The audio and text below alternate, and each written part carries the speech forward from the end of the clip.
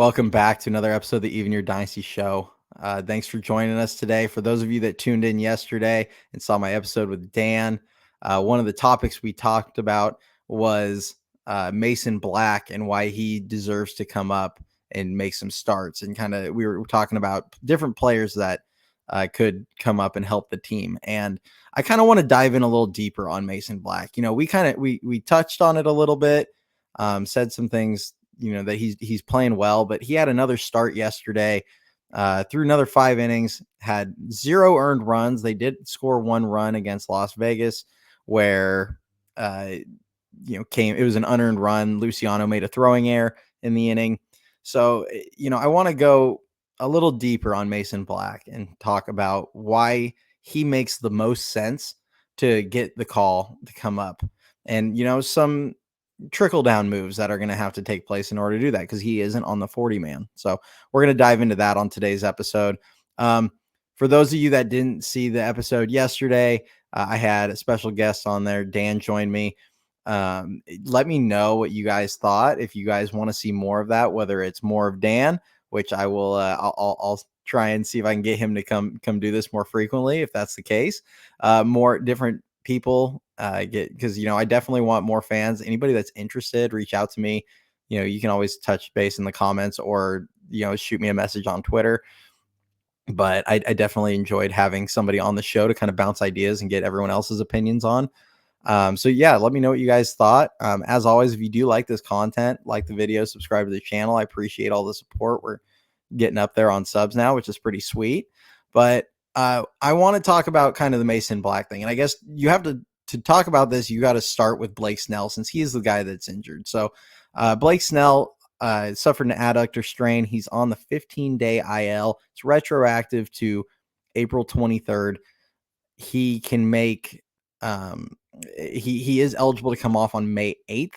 So probably conservatively, he's going to miss 2 starts at least.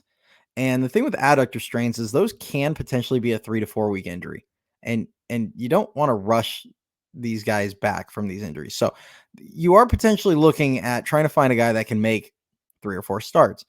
Now, that comes to, when you look at that and you're only thinking about 3 or 4 starts, it does kind of beg the question, do you really want to make a 40-man move for kind of a short-term thing? And to me, the answer is yes.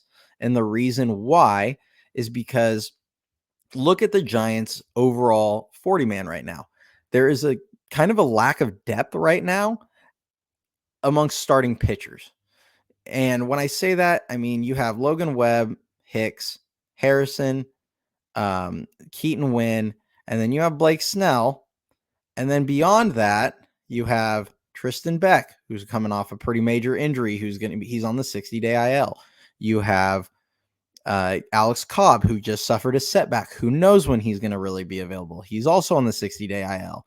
You have Robbie Ray coming off Tommy John, also on the 60-day IL.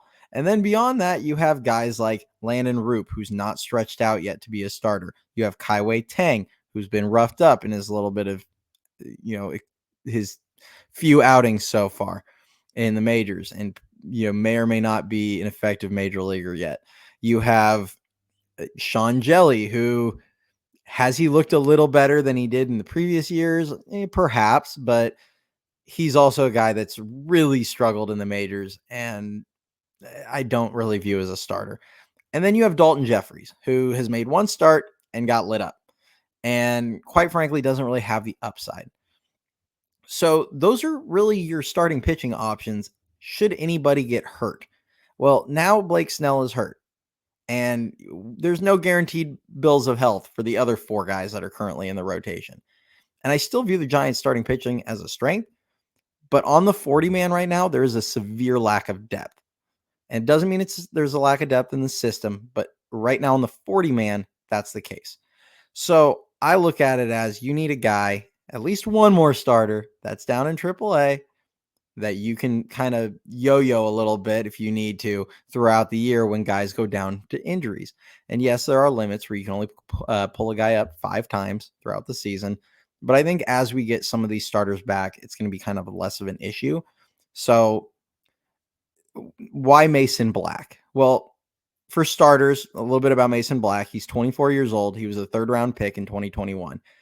I can see the argument to, there certainly is an argument to hold off because you don't have to add him onto the 40 man until after this season. After this season, he becomes a Rule 5 situation if you don't add him to the 40 man. But so I can see the argument to avoid starting his clock. But when you're talking about a 24-year-old that is in AAA already and doing very well in AAA, you're not really worried about running out of options on that guy. Like, you should be thinking this guy's going to be in the majors and be a regular contributor in the major leagues within the next year or two anyway. So you get 3 option years. You can start him now. Even if this year or next year he's not like completely cemented himself in the majors, you still have another option year beyond that. So I would not be hesitating to add him. Now, the corresponding move, Dalton Jeffries, to me is the easy call. You could look at a guy like Sean Jelly. They like him. Avila, maybe, but they like him. There's a few guys that, for whatever reason, Farhan really likes. So I'd be looking at probably Dalton Jeffries as the easiest guy. He's a guy that you might be able to make that move and still be able to hang on to him. Now he might get picked up and that takes from your depth, so to speak. But, to me, it's a risk worth taking because now we're going to go over what Mason Black has done so far this season.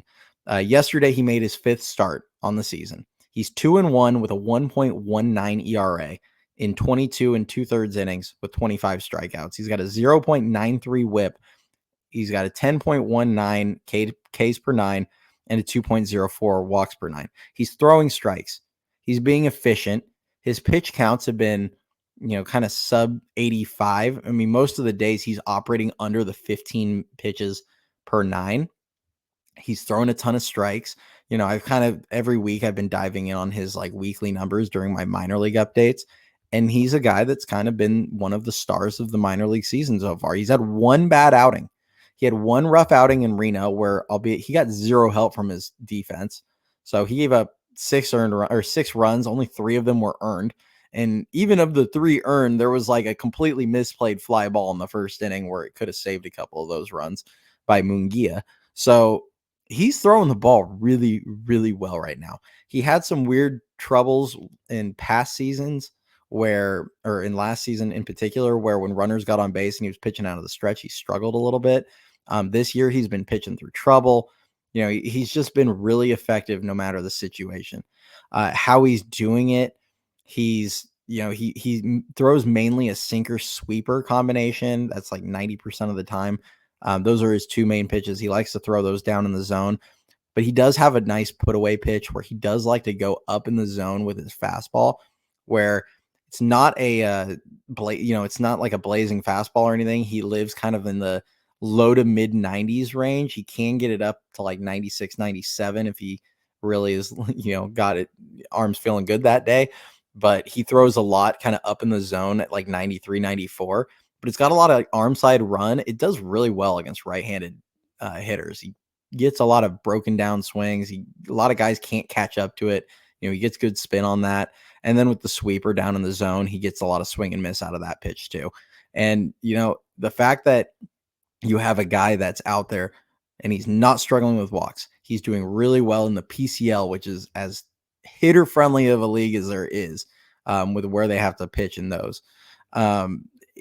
He's just, to me, he's just deserving. And you look at, he doesn't have an enormous amount of AAA experience, but I do think he has plenty, that it's a large enough sample size that you can at least bring him up. I mean, you're not talking about bringing him up permanently right now, unless he just takes off and there's other injuries, but at least come up and make a few starts, because his overall AAA career now, and if I expand it, pulling in last season's stats combined with this season, he's made 18 starts. He's thrown 83 and a third innings, 3.24 ERA, and a 1.19 whip. I mean, that's a good sample size for a pitcher. And that's a lot of success in a very tough environment for pitchers. So, and like I said, this season, he's made 5 starts. In 4 of those starts, he's got 19 innings with 0 earned runs. And he's got like a 0.68 whip in those games. So he's throwing the ball well. So why Black? To me, the easy answer is for starters, he's deserving of the call up and the opportunity. But also, I think flat out, he just gives them the best chance to win. And, this is something Dan brought up, like the back end of the bullpen guys right now, where we're counting on, and now I'm not disrespecting Ryan Walker. Walker is solid, but you're burning Walker in the first. Maybe he gets into the second. And then you're starting, you're going to the Bolt guys. You're going to, um, you're going to Sean Jelly. You're going to Mitch White. You're going to, Landon Roop, who I really like, and I'm really high on Landon Roop, but he's inexperienced, and this is you're going to have outings like you did yesterday. So when you're going into a bullpen game this season, and we have a lot less experience in the bullpen than we did last season, it's just you're playing with fire a lot. And yes, I'm arguing inexperience in pen versus an inexperienced AAA player. I understand that, but I'm also arguing for a guy that's throwing the ball really well and earned a shot. And I would rather see him, who is showing that he can pretty consistently get through 5 innings. And I think he could go farther. I think they're holding him to a pitch count right now in AAA, even though he could go farther in games, because I've seen him get up into the upper 80s on pitches. And right now he's exited several games where he's been around 70 through 5 innings, and they pulled him, or sub 70 pitches through 5 innings, and they pulled him. So I think they have in AAA, it feels like they have more of a plan where they're going to give a guy a certain amount of innings is the goal. And then they have other guys that they want to put in kind of regardless of game situation. It's about getting the workload in for players. So, it seems like they're holding him back a little bit on pitches or on innings when he could potentially go deeper in games. So I think he's a guy that right now could come in and give the Giants 5 or 6 innings, if he has his stuff. And he might, there's some things that point to possible regression. He's got a 0.5 home run per 9 ratio right now. Like, that's probably going to regress a little bit, especially if he comes to the majors. Like, these are better hitters. Like, a couple guys are going to get him. The walks per 9, he's always been pretty under control, though last year in AAA, it was around 4.6. Now it was much better in AA. And, there are some things to keep in mind with AAA is they do have the automated balls and strikes, especially 3 days a week. And then they do the challenge system 3 days a week. So it's a consistently tighter zone than what you get in the majors, at least for the most part. So he's throwing strikes and he's limiting the walks in a arguably tougher environment to do those things. So that's my opinion. Let me know what you guys think. I'd love to hear what everyone else thinks. But I think that's the call, especially with the Snell injury right now, because then you can bring him up later if you need to. But as always, I appreciate the support. Like I said, if you enjoyed this content, like the video, subscribe to the channel.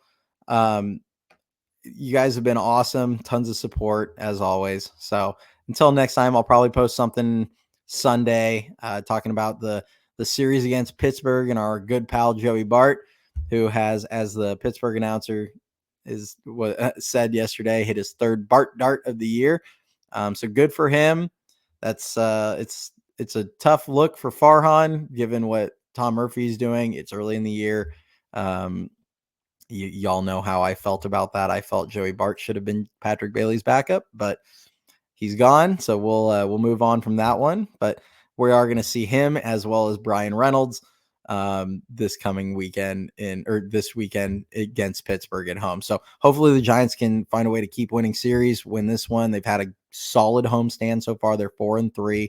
If they can at least win 2 of 3, it would feel like a pretty good, homestand, being able to go 6-4 on a 10-game homestand. So hopefully they can find a way to win the series. Pittsburgh's playing good ball. We'll see how it goes. And then it'll be off on the road trip. So catch everybody next time. Go Giants, and see ya.